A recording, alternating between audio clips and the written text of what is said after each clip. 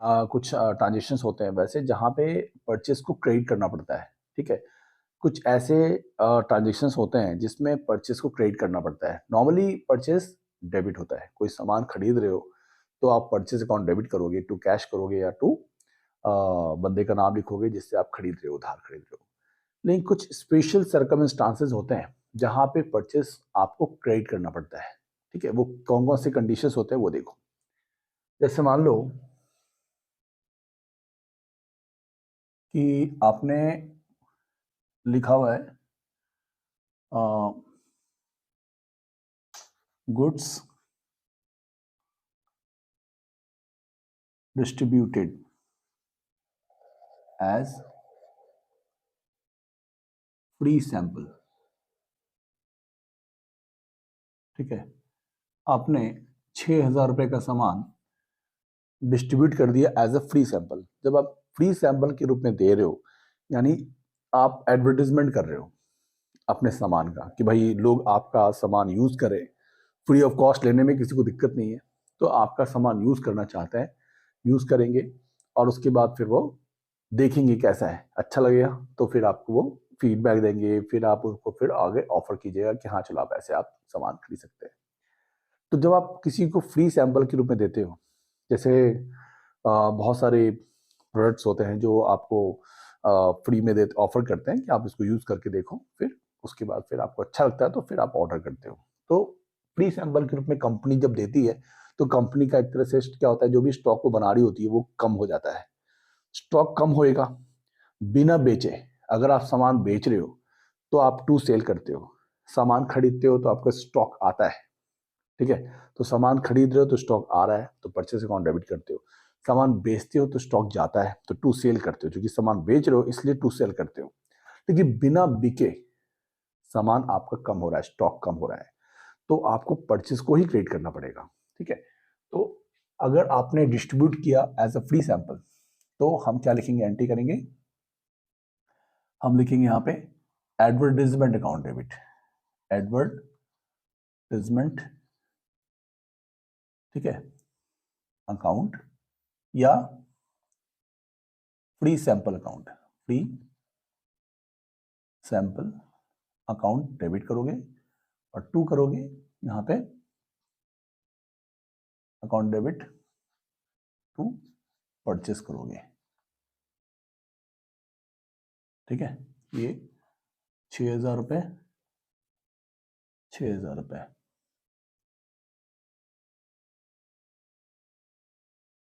ठीक है।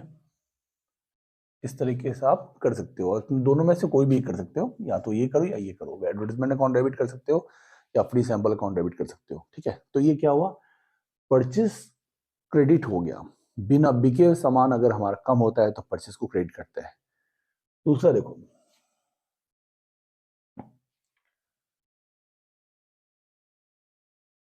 Goods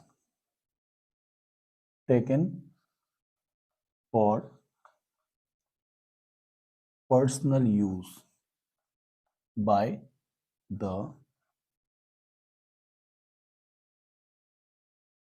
proprietor, ठीक है। प्रोप्राइटर ने क्या किया कि गुड्स को यूज कर लिया, मान लो 1,200 रुपए का गुड्स को प्रोप्राइटर ने अपने खुद के यूज के लिए लिया है। मान लो कि आपकी कंपनी है, आप फर्नीचर बनाते हो, ठीक है। फर्नीचर मैन्युफैक्चरिंग काम है आपका। मान लो कि टिम्बर वालों से लकड़ियाँ लाते हो, फिर उसको फिर आप सोफे, बेड और जितने भी फर्नीचर के आइटम्स वगैरह है वो सारे बनाते हो, ठीक है। आपको एक कुछ फर्नीचर्स अपने फैक्ट्री से आपको अपने ऑफिस यूज के लिए भी चाहिए, ठीक है। तो आप उसके लिए ले सकते हो, वो तो आपका ऑफिशियल हो गया। बट आप पर्सनल काम के लिए ले रहे हो, जैसे मान लो सोफे वगैरह आप घर के अपने नॉर्मल यूज के लिए आप घर के लिए लेना चाहते हो, तो वो आपका क्या हो जाएगा, ड्राइंग्स। जब भी आप बिजनेसमैन हो, एज अ बिजनेसमैन आप काम कर रहे हो और आप ड्राइंग पर्सनल काम के लिए कर रहे हो, कुछ विड्रॉ कर रहे हो पर्सनल काम के लिए, तो वो ड्राइंग्स हो जाती है। तो अगर आप कैश निकाल रहे हो तो ड्राइंग टू कैश करते हैं, लेकिन आप स्टॉक निकाल रहे हो, अपने खुद से सामान निकाल रहे हो अपना, ठीक है, यानी आपने जो चीज़ मैन्युफैक्चरिंग करी है वही आइटम आप अपना खुद के यूज के लिए ले रहे हो, तो ड्राइंग्स टू परचेस करेंगे। तो यहां लिखेंगे हम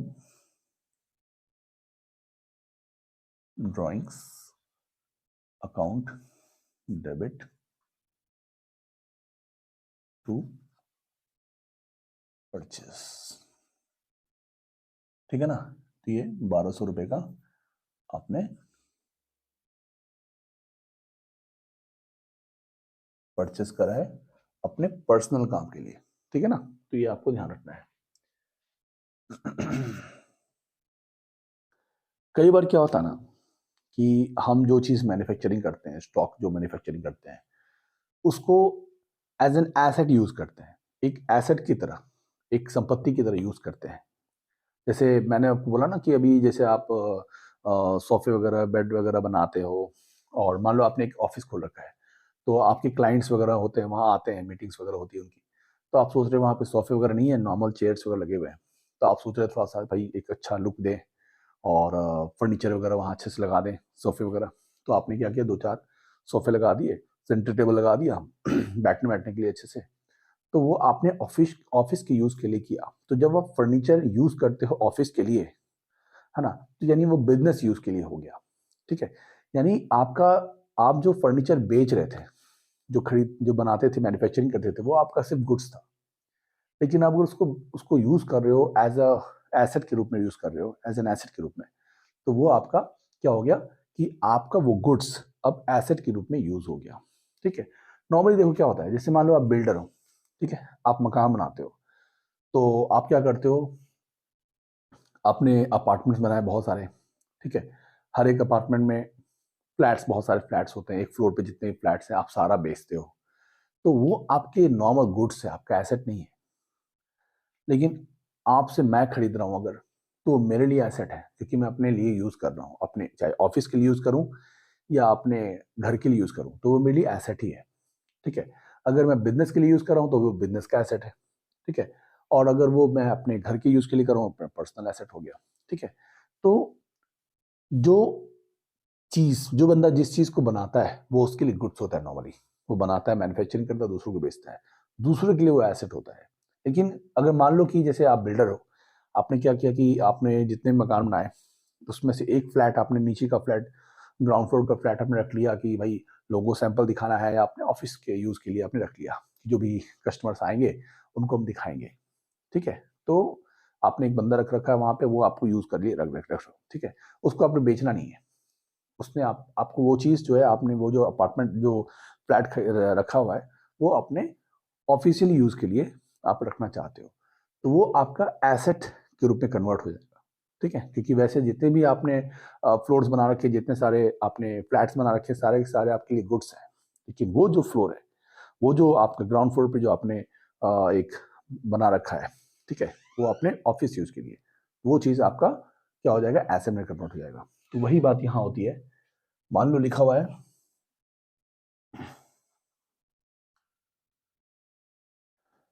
गुड्स यूज्ड एज फर्नीचर, ठीक है। यानी आप एसेट के रूप में इसको यूज कर रहे हो, यानी एसेट के रूप में आप इसको यूज कर रहे हो। मान लो 40,000 का सामान है, तो क्या लिखोगे, आप फर्नीचर के रूप में यूज कर रहे हो, तो लिखोगे आप यहाँ पे furniture account debit to purchase हो जाएगा। तो परचेस क्यों हुआ, क्योंकि ये फर्नीचर जो था ना, पहले आपका नॉर्मल गुड्स था, आप लोगों को बेचते थे। अब ये आपका ऑफिशियली यूज होने वाला है, अब ये आपका ऑफिस में यूज होगा, तो ये अब एसेट बन गया। तो आपका स्टॉक कम हो गया और आपका एसेट बढ़ गया, ठीक है। इसलिए यहाँ पे फर्नीचर को डेबिट कर दिया आपने। क्या किया, जब भी कोई एसेट, कोई भी आप गुड्स को आप एज एन एसेट यूज करना चाहते हो, तो उस एसेट का नाम को डेबिट करेंगे और टू परचेस कर देंगे, ठीक है। यानी वो आपका जो जो गुड्स था, वो कन्वर्ट होके अब एसेट बन गया, यानी वो अब फर्नीचर बन गया ये, ठीक है। तो furniture account debit to purchase हो जाएगा, आपका स्टॉक उतने रुपए का घट जाएगा और उतने की एसेट बढ़ जाएगी।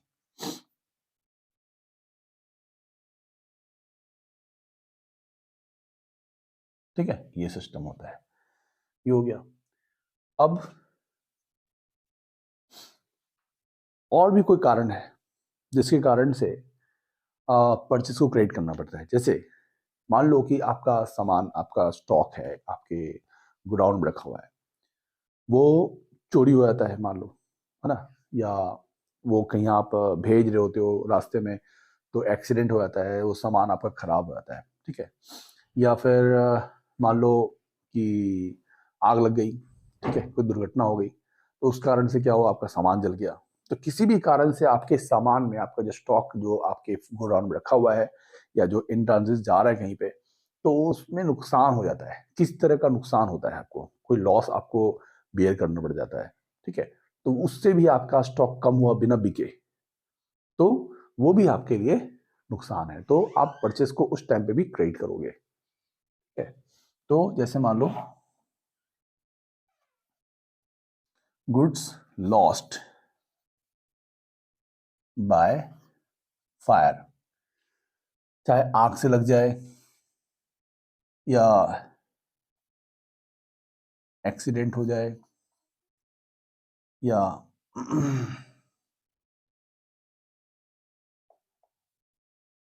फायर एक्सीडेंट या थेफ्ट हो जाए, ठीक है, यानी चोरी हो जाए।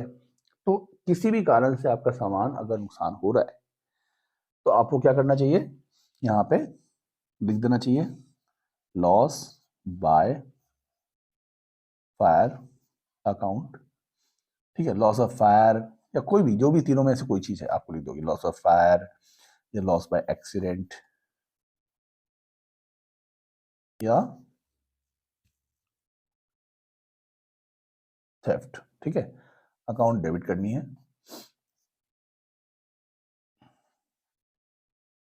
हाँ, मान लो 6,000 का सामान है और आपको टू लिख देना है परचेज,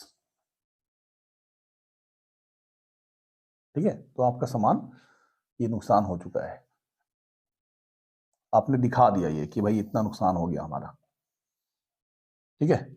आपको ये चीज एंट्री कर देनी होती है ताकि कल के दिन मान लो इनकम टैक्स रिपोर्ट तैयार होगी तो आपका लॉस वगैरह जो है वो दिख जाएगा सरकार को, उसके फिर उसमें आपको जो भी आपकी प्रॉफिट वगैरह होती है उससे ये कंसिडर हो जाएगा और वो लेस हो जाएगा आपका। देखो क्या होता है कि जैसे गुड्स लॉस पर फायर हुआ, एक्सीडेंट या थेफ्ट हो गया, ठीक है, किसी भी कारण से लॉस हो गया, अगर आपने उसका इंश्योरेंस करा रखा है तो पैसा आपका बहुत हद तक रिकवर हो जाता है, ठीक है। तो डिपेंड करता है, इंश्योरेंस कंपनी देखती है कि जो सामान नुकसान हुआ है, किसी भी कारण से नुकसान हुआ है, मान लो जल गया या एक्सीडेंट हो गया या चोरी हो गई, कुछ भी सामान रिकवर हो पाने की स्थिति में है, जितना भी सामान वो रिकवर हो पाएगा, तो उसको देखती है कंपनी, उसकी वैल्यूएशन निकालती है, उसके हिसाब से वो कितना दे पाएगी। 100% अगर होगा तो 100% दे पाएगी, अगर पूरा लॉस हो गया, 100% लॉस हो गया तो 100% देगी, ठीक है। या अगर मान लो कि कुछ परसेंट आपका कवर हो चुका है तो आपको कुछ परसेंट वो देगी, जैसे 80% दे दिया, बाकी पैसे नहीं दी इंश्योरेंस कंपनी ने।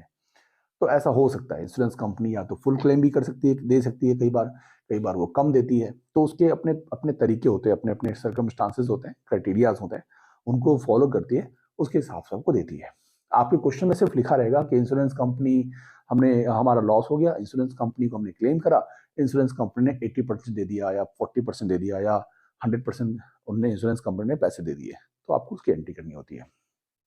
तो जैसे मान लो गुड्स लॉस्ट बाय फायर लिखा हुआ है, एक्सीडेंट लिखा हुआ है, अब यहाँ पे इंश्योरेंस कंपनी ने कितना दिया वो यहाँ पे लिखा रहेगा कि, यहाँ लिखा रहेगा गुड्स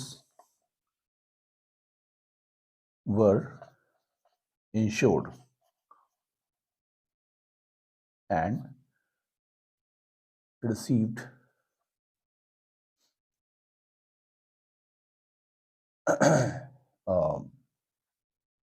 80% एज क्लेम, ठीक है।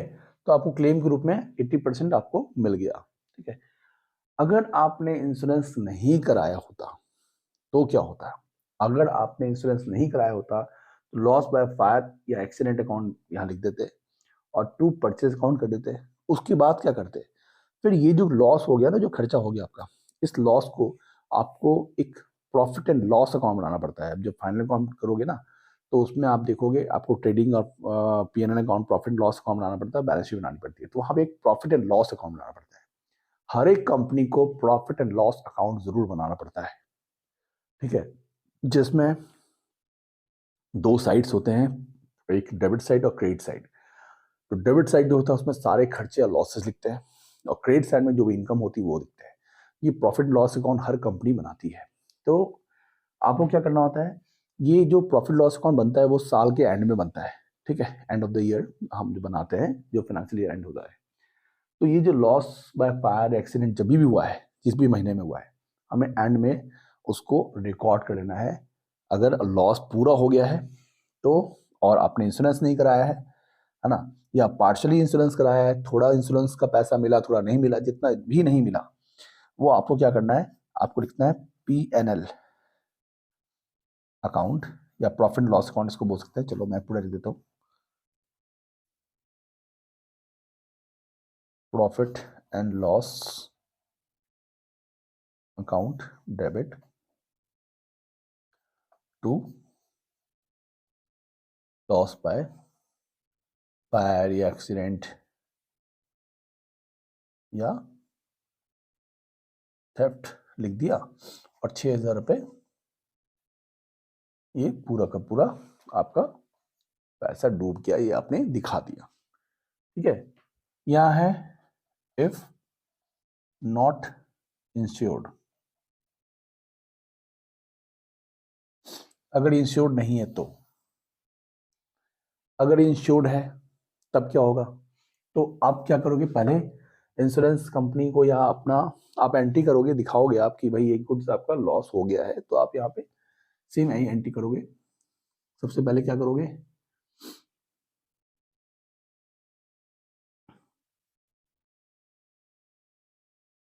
लॉस बाय फायर या एक्सीडेंट या थेफ्ट अकाउंट डेबिट किया टू परचेज किया, ठीक है। ये आपने लॉस कंसिडर कर लिया, कितने का लॉस हुआ है, 6,000 रुपये का, ये आपने दिखा दिया। दूसरा क्या करेंगे,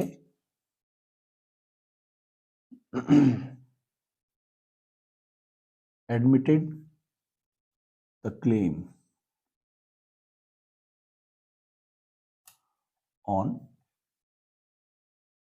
इंश्योरेंस कंपनी। आप इंश्योरेंस कंपनी को क्लेम करोगे कि भाई इतना पैसा हमारा, आपने दिखा दिया यहाँ पे लॉस बाय फायर हमारा इतना 6,000 का हुआ है, तो उसको अब क्लेम एडमिट करेंगे। क्लेम एडमिट मतलब आप उसको, उस पर आप हर्जाना के लिए बोलोगे कि भाई इतना पैसा हमें आपसे चाहिए, क्योंकि हमने इंश्योरेंस करा रखा है। तो आप क्या करोगे, इंश्योरेंस कंपनी अकाउंट डेबिट कर दोगे, insurance company account debit to loss by fire account, ठीक है। ये 6,000 रुपये का आपने इंश्योरेंस कंपनी को क्लेम कर दिया, ठीक है। आपने इंश्योरेंस कंपनी क्लेम कर दिया, नरेशन भाई लिख दोगे admitted the claim to the insurance company, ठीक है, ये लिख दिया। फिर तीसरा आपको क्या करना है, अब इंश्योरेंस कंपनी कितने पैसे देती है, जितने पैसे देगी तो हम लिखेंगे bank account debit, bank account debit करेंगे और टू कर देंगे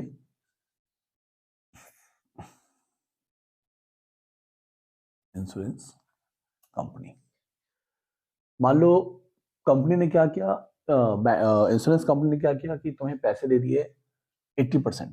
तो जैसे मैंने क्वेश्चन लिखा था ना कि यहाँ पे 80% क्लेम रिसीव हुआ है, तो मान लो इंश्योरेंस कंपनी ने 80% दे दिया, तो 6,000 का 80% 4,800, ठीक है। और बाकी जो नहीं दिया वो क्या करेंगे, वो लिख देंगे फिर वापस से, फिर हम loss by stock, loss by fire accident या थेफ्ट जो भी है, अकाउंट डेबिट करके यहाँ पे लिख देंगे, और इंश्योरेंस कंपनी को पूरा का पूरा 6,000 यहाँ दिखा देंगे, ठीक है। इस तरीके से आपको करना पड़ता है जब आपका इंश्योर्ड होता है तो आपको जब इंश्योर्ड होता है तो आपको लॉस तो पहले दिखाना ही दिखाना है, ये एंट्री तो करनी है, ये तो इसमें भी करनी थी, इसमें भी करनी थी, तो आपको यहाँ दिखा दिया है लॉस बाय फायर एक्सीडेंट या theft account debit to purchase कर दिया, पहले आपने लॉस कंसिडर कर लिया। उसके बाद क्या करोगे कि आप इंश्योरेंस कंपनी को क्लेम करोगे कि भाई इतने का लॉस हो गया है, आप हमें उसके पैसे दीजिए, तो इंश्योरेंस कंपनी को तुमने क्लेम कर दिया, insurance account debit to insurance company account debit to loss by fire account कर दिया, या जो भी है, loss of fire, loss by accident, loss by theft, जो भी होगा वो आप कर दोगे। और उसके बाद क्या होगा कि इंश्योरेंस कंपनी जाएगी स्पॉट पे, देखेगी कि कहाँ पे क्या खराबी है या क्या चोरी हुई है, नुकसान हुआ, जो भी हुआ है वो उसको देखेगी, उसको अपने तरीके से एनालाइज करेगी, उसको इंस्पेक्ट करेगी, इन्वेस्टिगेशन करेगी, उसके बाद फिर आपको कितने पैसे वो दे सकती है वो आपको देगी। तो 4800 रुपीज़ आपको मान लो दे दिया 80%, बाकी 1200 रुपया रिकवरेबल है, तो आपको मान लो उसने नहीं दिया, या उनको लगता है कि नहीं ये अब इसकी प्राइस इतनी ज़्यादा हम दे नहीं सकते, ठीक है, भले आपको पूरा नुकसान हो गया हो, बट इंश्योरेंस कंपनी आपको सिर्फ 4800 दे रही है, तो फाइनली तो आपका ये 1200 रुपये का नुकसान ही हुआ ना, तो आपको loss by fire accident account या डेब्ट अकाउंट डेबिट लिख देना है, और बाकी टू इंश्योरेंस कंपनी अकाउंट लिख देना है। ठीक है, ये होता है जब सामान नुकसान हो जाता है। ठीक है, हमने ऊपर बाकी लिखा था कि किस कारण से हमने परचेस को क्रेडिट किया, ये भी एक तरीका है जिसके कारण हम परचेस को क्रेडिट करते हैं। ठीक है, इसको अच्छे से आप नोट कर लो, है ना, सही आ रहा है समझ में? ठीक है,